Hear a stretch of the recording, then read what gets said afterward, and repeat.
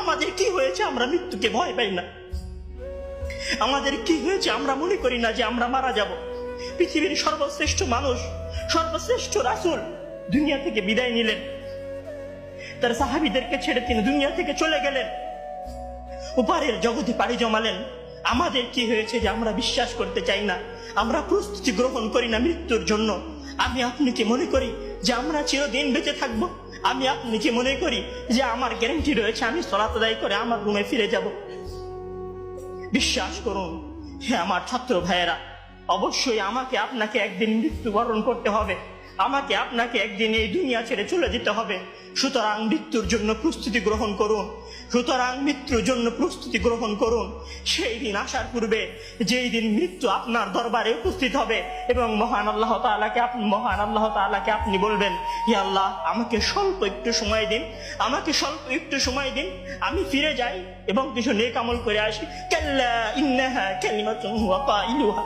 তখন মহান আল্লাহ তাআলা বলবেন, কোনো সুযোগ নেই, এটা তো তার মুখের কথা মাত্র, সে ফিরে গেলে আবারও আমল করবে না, সে ফিরে গেলে আবারও আমল করবে না। সম্মানিত ভাইয়েরা, সেই দিন আসার পূর্বেই প্রস্তুতি গ্রহণ করুন, সেই দিন আসার পূর্বেই প্রস্তুতি গ্রহণ করুন। জেনে রাখুন, সেই দিন উপস্থিত হয়ে গেলে আর কোনো আমল করার সুযোগ থাকবে না। সেই দিন উপস্থিত হয়ে গেলে কবরের নাজাত পাওয়ার জন্য আর কোনো কিছু করার সুযোগ থাকবে না। সেই দিন এসে গেলে 2 রাকাত সালাত আদায় করে আল্লাহর কাছে ক্ষমা প্রার্থনা করার কোনো সুযোগ থাকবে না।